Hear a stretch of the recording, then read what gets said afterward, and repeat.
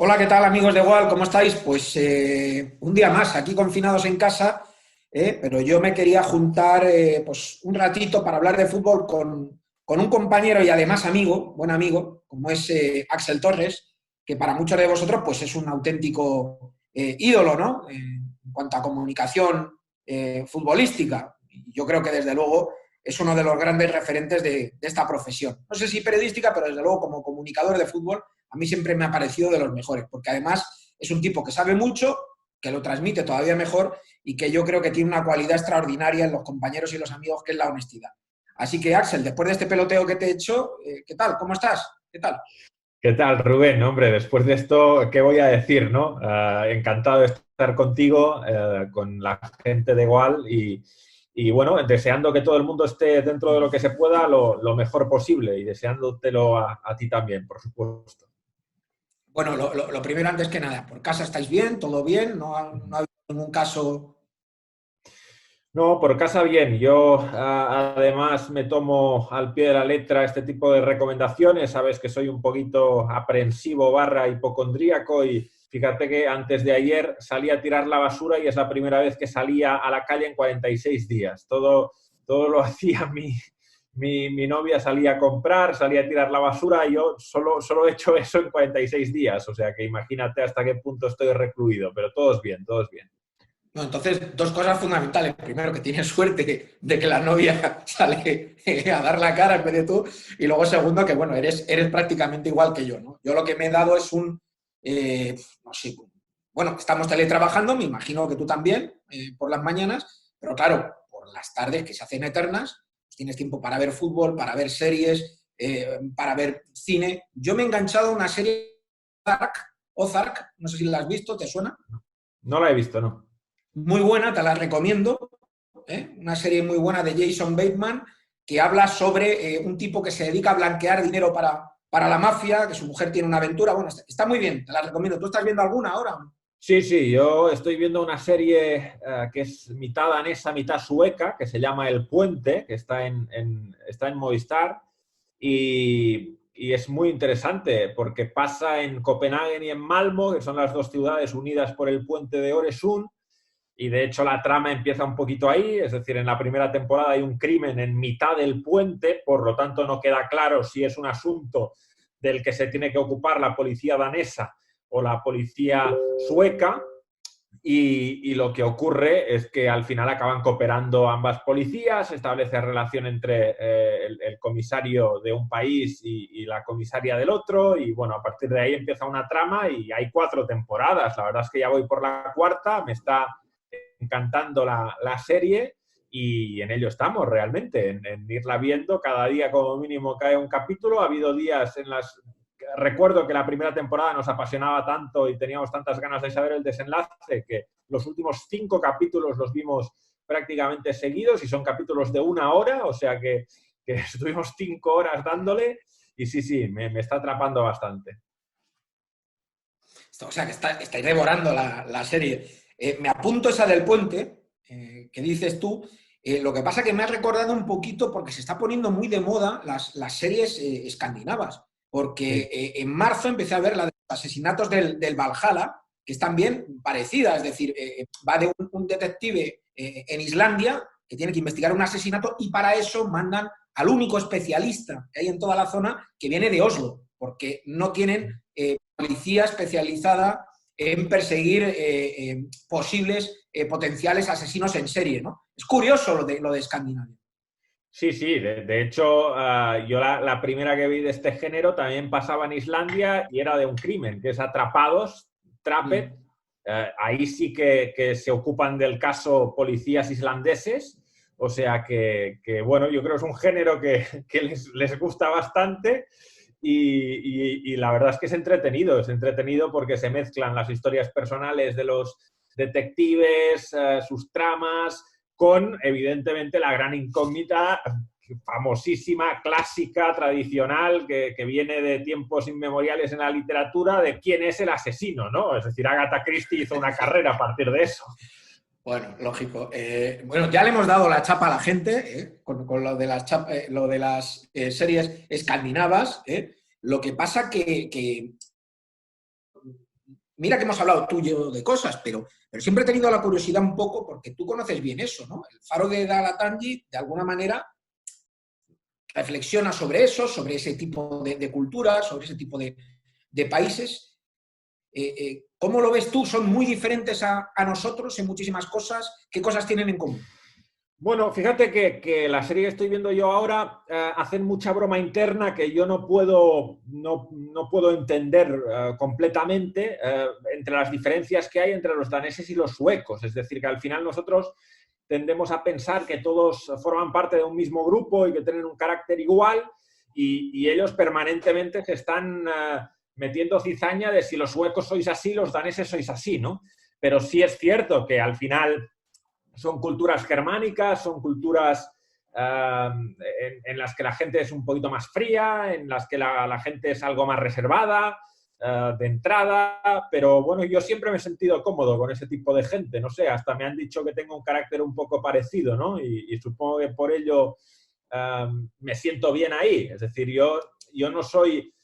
En el trato personal de entrada no soy extraordinariamente latino, es decir, luego cuando pierdo la timidez y ahí hay confianza, pues puedo ser más cercano, pero yo de entrada mantengo un poquito, guardo la distancia, ¿no? Y en eso me siento un poquito identificado con ellos, más allá de que Islandia, por ejemplo, creo que es un mundo aparte. O sea, al final en Islandia el hecho de que sea una isla tan alejada del continente sí que marca su carácter. Ya no solo que estén tan alejados, sino que viva tan poca gente en una isla que es grande y sobre todo si te alejas de Reykjavik, que sí tiene un carácter más urbano, si se me puede permitir, siendo una ciudad que para nuestros estándares es pequeña, pero para ellos es una metrópolis, pero si te alejas de ahí, pues la vida en los fiordos del noreste es una vida a otra velocidad, es una vida con mucha más calma, con mucha más pausa, pero también con sus... Y yo creo que las series y las películas explotan mucho esto, ¿no? Con sus propios problemas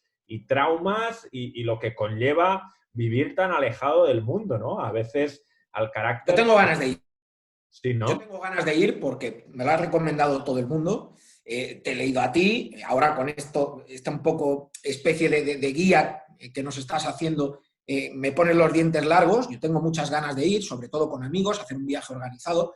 Hay muchas cosas que me gustaría ver allí, pero sobre todo, bueno, de tu carácter no voy a hablar, obviamente, porque tú es verdad que eres un tío que mantiene las distancias, ¿eh? No, nadie te va a acusar de ser un sociópata como me pasa a mí, ¿eh? Que todo el mundo me dice que siempre estoy armando jaleo, dando gritos y todo eso, pero sí que hay algo de lo que tú comentas que me gustaría que nos contaras, ¿no? No a lo mejor con mucha profusión de detalle, pero sí un poco cómo es el fútbol allí, porque a mí me da la sensación de que aquí nosotros vivimos el fútbol industrializado, el fútbol como espectáculo. Allí es, digamos, el puro fútbol, ¿no? El fútbol amateur. Sí, al final es una isla pequeña, es una isla en la que vive gente y en la que no pueden ellos generar una industria tampoco de su fútbol. Es decir, por el nivel que tienen, no tienen el atractivo como para que su liga la compren en el exterior, es decir, para que en España nos interesemos por una liga islandesa, eso es impensable. Y yo te diría que en ningún sitio, es decir, no creo que se consuma la liga islandesa, me extrañaría que se consumiera incluso en países cercanos nórdicos, ¿no? No creo que en Noruega, en Suecia o en Dinamarca vean la liga islandesa. Entonces, bueno, eso ya te repercute en el sentido que no tienes un mercado exterior, que el mercado interior propio también es reducido porque ahí hay mucha tradición de seguir el fútbol inglés. Yo conocí ahí a mucha gente que son aficionados del Liverpool, del Arsenal, de toda la vida, es decir, que se juntan los fines de semana en los pubs y en los bares a ver fútbol inglés y lo viven como si fuera el equipo de su ciudad. Y efectivamente, es decir, el jugador de fútbol ahí pues muchas veces tiene otra profesión. Ahora yo creo que los sueldos de la primera división ahora permiten a todo el mundo vivir del fútbol, pero sí que es muy curioso si te paseas por campos, por estadios. Además, el paisaje ayuda mucho. Y fíjate que hay una característica muy importante, y es que el fútbol se juega en los meses de luz, en los meses en los que hace Sí, sol, claro.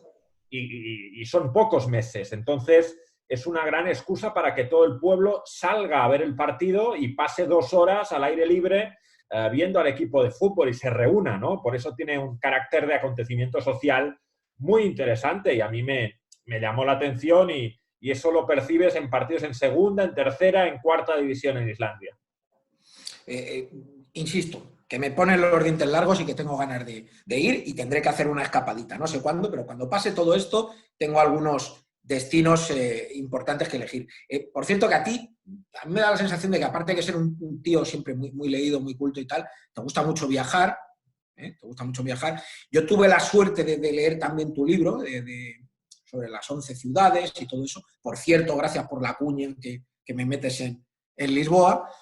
Pero sí un poco me gustaría contar de todos los viajes, todos los estadios, sé que es muy difícil, pero ¿dónde te has sentido más cómodo? ¿Qué te ha traído más? Ya sé que Islandia, por ejemplo, te ha gustado mucho, pero de ese libro de 11 ciudades, ¿qué ciudades te han marcado mucho? ¿Tienes un recuerdo excelente de ellos? Sé que de Lisboa lo tienes bueno. Sí, a ver, es que todas las que salen en el libro están en el libro porque me marcaron. Luego hay alguna que no me marcó tanto y que está porque hay que llegar a 11 y porque también hay que darle variedad. Es decir, hay un par de capítulos en el libro que son Asunción y Tokio, que claramente están para darle una mayor diversidad geográfica también al libro. No tuve un impacto futbolístico extraordinario, sí un impacto cultural seguramente en ambas, pero en lo futbolístico todas las que están. Lisboa, como tú dices, para mí fue vivir mi primer torneo como periodista con un medio de comunicación durante un mes. Era un sueño, es decir, fue una vivencia increíble. Es imposible que si vuelvo a vivir algo así sienta lo mismo. Es decir, si ahora me mandan en 2024 a la Eurocopa que se dispute en Alemania, pues no será lo mismo.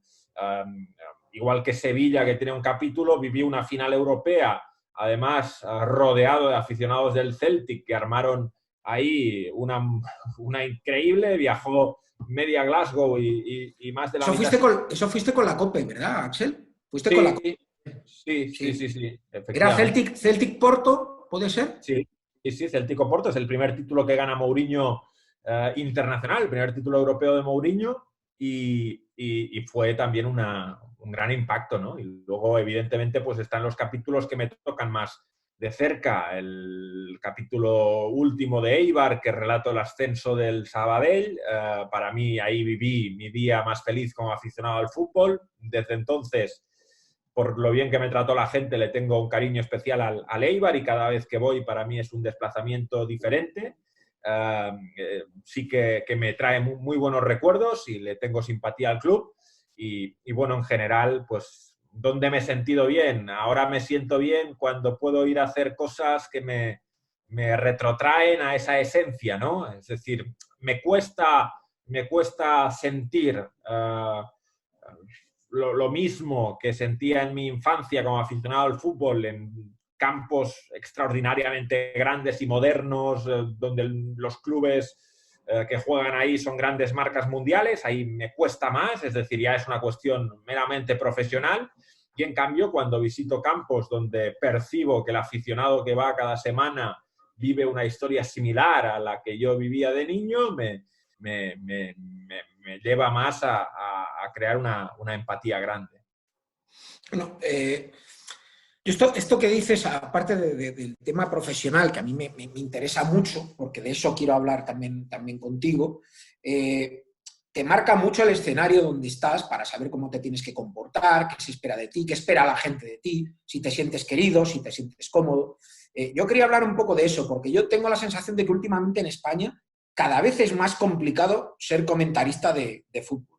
Con las redes sociales te caen unos palos brutales, a mí diga lo que diga, pues hay división de opiniones, que diría unos se acuerdan de tu madre y otros se acuerdan de tu padre, ahí hay división de opiniones, pero parece que todo el mundo, desde Twitter o desde el sofá, te puede dar una lección sobre un jugador, una jugada, el reglamento tal, ¿no?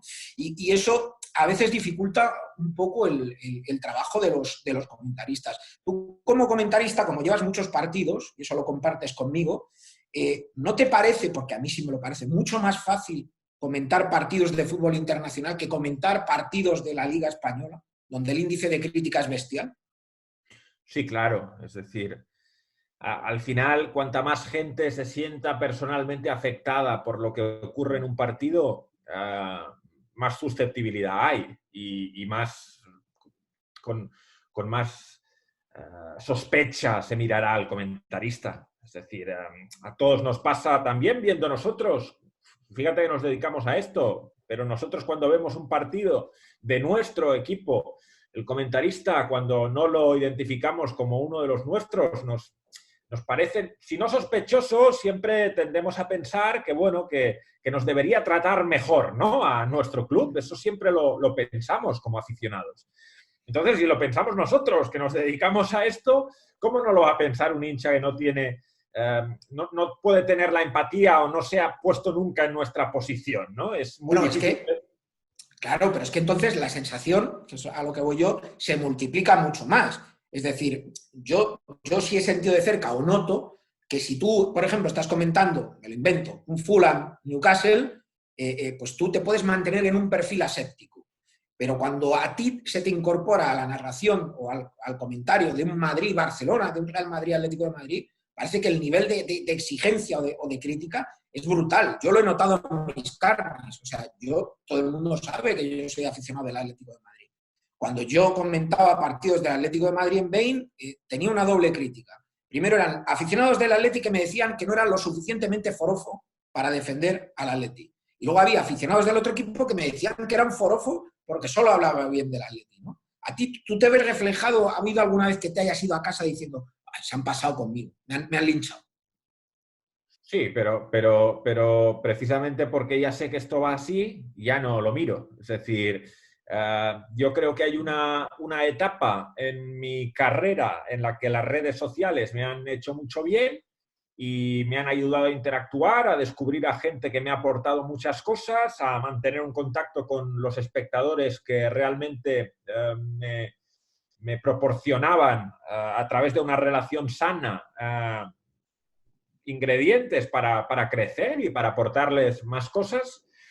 Y hay un momento en el que si sigues esos mismos patrones cuando comentas al Barcelona y al Real Madrid te vuelves loco. Entonces hay un momento en el que yo creo que cuando estás en esa, te toca realizar esa tarea, lo que tienes que hacer, sobre todo si no tienes un aguante mental fuerte, que yo no lo tengo, habrá gente que lo tendrá, pero yo no lo tengo. Creo que en esos momentos lo que hay que hacer es alejarse de las redes y alejarse, o sea, alejarse en el sentido de que no te influyan, porque es que si las lees te pueden empezar a influir en el subconsciente, te condicionan luego, te debilitan, te hacen estar de un ánimo peor y haces peor tu trabajo. Creo que para que el producto sea mejor hay un momento en el que tienes que intentar apartarte de las redes, sobre todo cuando comentas a este tipo de equipos.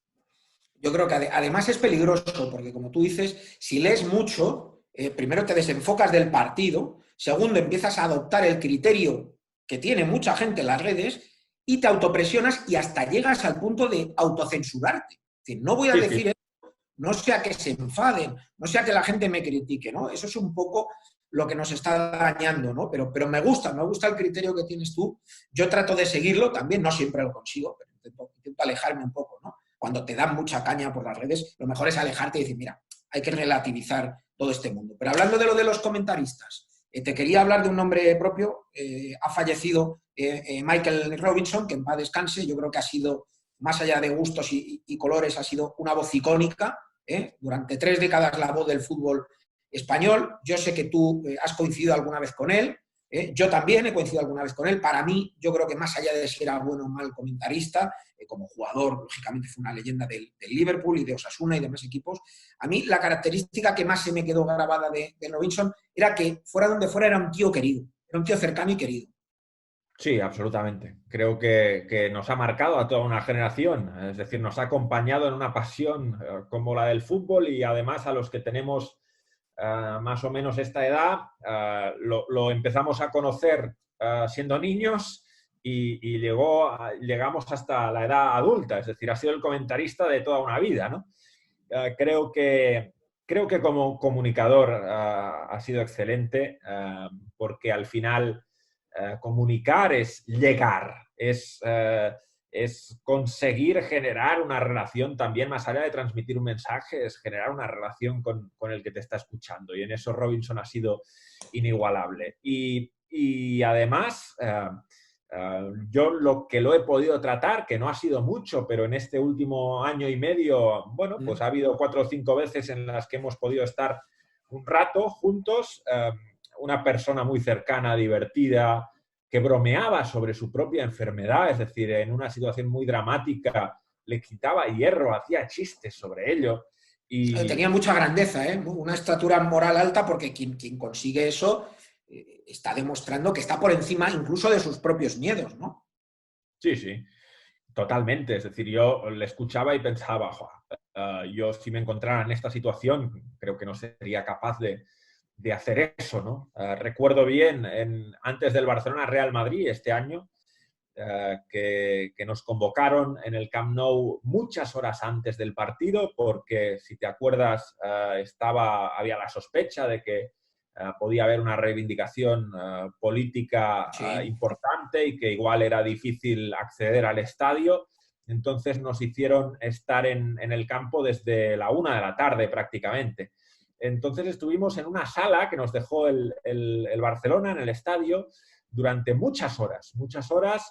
Yo me llevé el ordenador para ver partidos, para revisar cosas, y la verdad es que ni lo encendí, porque Robinson empezó a explicar anécdotas, a contar historias con una sonrisa, y fue el gran protagonista de aquella espera extraña en las catacumbas del Camp Nou. Es un recuerdo que siempre voy a guardar. Muy buen tío. Por cierto, es caprichoso el destino, porque, fíjate, con esto del coronavirus, en tiempos de coronavirus, hace poco ha fallecido Radomir Antic. Radomir Antic se quiso llevar de segundo al Atlético de Madrid, y el último partido en televisión de Michael ha sido precisamente en Anfield, ¿no? A veces es curioso los giros del destino que tiene la vida, y precisamente, bueno, un poco para hablar un poco de fútbol, que quizá era lo de menos en esta charla, sí que quería hablar un poquito contigo precisamente de ese partido, ¿no? De lo de Anfield. Tú sabes cómo soy yo, me conoces como si me hubieras parido prácticamente, y sabes que yo confiaba mucho en el Atlético con las eliminatorias de Simeone. ¿A ti te sorprendió o sí pensabas que el Atleti era capaz? A ver, creía que el Liverpool era favorito, pero no habría cerrado jamás la puerta al Atlético de Madrid en esta era de Simeone. Todo lo que ha hecho, o sea, lo más difícil que ha hecho, lo más grande que ha hecho, siempre lo ha hecho en el papel de equipo, De tapado. de tapado, de víctima, de derrotado de antemano. Es decir, ganó una liga a 38 jornadas ante un Barcelona impresionante.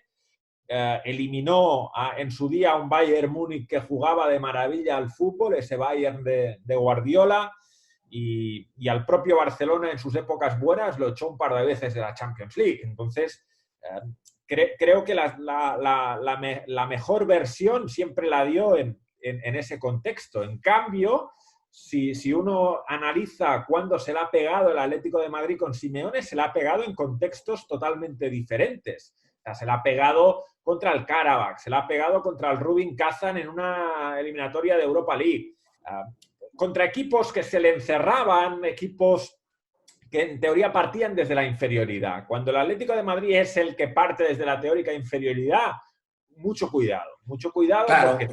es un equipo que crece, pero es verdad eso que comentas tú, Axel, porque yo tengo en la memoria, tú que tienes mucho mejor memoria que yo, 2 eliminatorias con el Leverkusen y con el PSV, que el Atleti era el favorito y sufrió terriblemente para pasar, o sea, le costó mucho. Con lo cual es cierto que lo de la prótesis o el traje de favorito que dices tú, al equipo de Simeone le sienta mal, ¿no? Yo me atrevería a decir que tradicionalmente al Atleti le sienta mal. Al Atleti le gusta ir de tapado, no sé si de víctima, pero de equipo menos favorito, ¿no? Claramente. Y por aquí un poco, a nivel de favoritismo, también quería saber tu opinión, ¿no? Porque se ha quedado una Champions muy rara, no sabemos cuándo va a volver el fútbol, si se va a disputar a partido único, si va a haber Final Four, todo es mucha especulación. ¿Qué crees tú un poco que va a pasar o qué decisión van a tomar? Porque imagino que tú eres de los que crees que el fútbol tarde o temprano va a volver. Sí, yo no sé qué decisión van a tomar, pero lo que estoy viendo es que cualquier decisión que no sea retomar las competiciones con el formato anteriormente previsto y con la clasificación como estaba, va a generar muchísima controversia. Estamos viendo que en Holanda han intentado hacer una solución diferente y creo que hay equipos que tienen todo el derecho de sentirse terriblemente perjudicados, especialmente el líder de segunda división, que llevaba 11 puntos de ventaja con el primero que no subía y tenía el ascenso ya a... Era el Cambur, ¿no? El Cambur. El Cambur, efectivamente. Yo creo que cuando haces un año como el que ellos han hecho, al final la diferencia entre estar en segunda o estar en primera es muy grande. Ya te ves en primera y salta la pandemia y te dicen que no hay ascensos, ¿no? Me parece una decisión increíble y precisamente para no provocar ese tipo de situaciones, yo soy partidario de que cuando se pueda se retome la competición y si hay que acabar más tarde, se acaba más tarde y luego ya se hará el calendario que se tenga que hacer para la temporada que viene. Si hace falta se reduce el formato, pero sabiéndolo de antemano, o se mueve el calendario para hacerlo de otra manera. Pero es que creo que si no lo haces de esta forma, siempre vas a dejar gente perjudicada que además va a acudir a los tribunales y probablemente les den la razón en los tribunales. Entonces te va a generar muchos más problemas. Fíjate que, como dices tú, todo escenario es una injusticia, ¿no? Todo lo que pasa es una injusticia, pero yo creo que dentro de la injusticia habrá situaciones más justas y menos, ¿no? Entonces, para mí, como tú dices, no se puede bloquear los descensos y los ascensos. Ha habido gente que ha hecho mucho mérito para estar ahí, ¿no? Entonces, yo entiendo que lo de Holanda va a haber equipos que protesten y con toda la razón. Pero quería saber un poco también tu punto de vista sobre si al final se suspendiera la Liga Española, posibilidad remota que hay, ¿qué pasaría? Porque ¿quién iría a Europa? ¿Habría campeón? ¿No habría campeón? Porque a mí, y es mi criterio, que seguro estoy equivocado, si se suspende la Liga, me parece que el único criterio válido es aplicar lo que ha pasado en la primera vuelta. Porque en la primera vuelta han jugado todos contra todos. No sé qué opinas tú. Sí, a ver, yo es que creo que no hay solución justa si no se da lo que te he dicho. Si se tiene que suspender, yo buscaría la manera de que no se suspenda. Es decir, modificaciones legales de contratos, etcétera. Con respecto a la primera vuelta, bueno, la primera vuelta es cierto que tiene esa cuestión de que todos han jugado contra todos, pero también habrá quien te diga que a nadie le avisó de que se acababa esto en la primera vuelta y que evidentemente se siente perjudicado.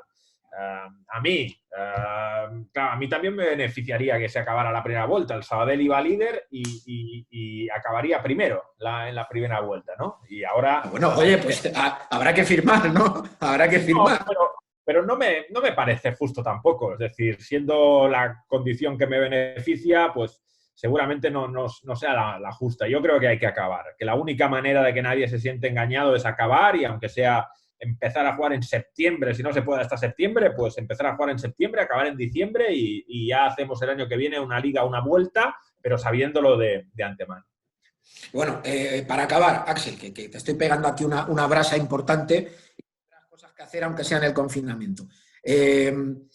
Sí quería abordar contigo un tema. Mira, bueno, tú ves las redes sociales, te dedicas a esto, también tienes compañeros, llevas mucho tiempo ya en la televisión de pago, en BIN, en Movistar, sabes cómo va este mundo del periodismo y de la comunicación. A mí mucha gente, cuando me para por la calle, enseguida, lógicamente, si son del Atleti, ¿qué pasa con el Cholo? ¿A quién vamos a fichar? Esto es lo típico. A ti te pararán por la calle y si no estás en Sabadell, todo el mundo te dirá si eres del Madrid o del Barça, porque todo el mundo está empeñado en que seas del Madrid o del Barça. Te preguntarán de fútbol internacional. Pero más allá de eso, en cuanto paso 2-3 minutos hablando con alguien de fútbol, siempre me hace una pregunta. Oye, ¿cuándo va a volver el club? Que era un programa extraordinario de fútbol, sobre todo porque íbamos tú y yo, eso era lo bueno. Yo creo que es un programa que mucha gente echa de menos. Fíjate que antes hablamos de Robinson, el informe Robinson, que para mí es un programa extraordinario en la historia de la televisión española, pero quería hablarte un poquito de eso, del club, si lo echas de menos. Yo lo echo de menos porque creo que esa oferta todavía tiene su hueco. Era un programa donde se hablaba maravillosamente bien de fútbol. Sí, sí, lo echo de menos, por supuesto. Es evidente, ¿no? Creo que es uno de los productos en los que me he sentido más representado, es decir, que el producto en sí se parecía más a lo que a mí me gusta. Creo que creábamos un clima muy bonito, un lenguaje interesante, una pausa sobre todo para profundizar en los asuntos, una intención de tratar a todos los equipos de una manera ecuánime en el sentido incluso temporal, es decir, en resúmenes de la liga, cuando se hacía el programa los domingos, se intentaba que incluso un Osasuna Sporting de Gijón pues tuviera el tiempo suficiente para ser tratado con profundidad, es decir, que no se pasara rápido y corriendo, y en eso yo me sentía muy orgulloso. Pues bueno, ojalá en algún momento pueda volver un programa de un formato parecido. A mí, de verdad, hay una cosa, Axel, que me encantaba de ese programa. Es decir, te podía gustar un comentarista más que otro o una tertulia más que otra, pero a mí había una cosa que me impresionaba, ¿no? Fue la primera vez en España que pudimos ver un programa hablando durante media hora de Osasuna. Sí, Una sí. carga del Betis, 45 minutos hablando de la Copa Libertadores. Es decir, yo creo que esto fue un programa pionero en este tipo de cosas. Y a mí me encantaba, sabes que yo no soy tan especialista en fútbol internacional como tú, pero creo que era para paladares de verdad, o sea, para gente de verdad exigente, ¿no? Lo que significa la modalidad de la televisión de pago y sobre todo gente exigente que le gustaba el fútbol mucho más de lo que le gusta a su equipo. Porque yo creo, no sé si coincides conmigo, es un tema muy amplio, que quizá el tema en España es que a la gente no le gusta el fútbol, a la gente le gusta un equipo. Sí, sí, totalmente. Es decir, hay mucho aficionado que realmente no tiene ningún interés en ver un partido en el que no juegue su equipo. Bueno, efectivamente, para ese aficionado, realmente la afición es más a el arraigo que tiene con su club, es decir, eso es lo que le mueve y no tanto no es tan aficionado al juego en sí del fútbol. Es decir, el juego en sí del fútbol no le parece tan atractivo. Lo que le parece atractivo es lo que le une a su club, a sus colores, a su gente. Es muy respetable, por supuesto. De hecho, sin ese perfil de aficionado, el fútbol no habría sido tan grande. Creo que el fútbol es grande esencialmente porque hay mucha gente que siente como suyo a su equipo de fútbol. Pero efectivamente yo creo que era muy bueno también que existiera un programa dedicado a esos aficionados que lo son también al juego del fútbol. Yo lo que tengo es la sensación un poco, siempre te lo comento, ¿no?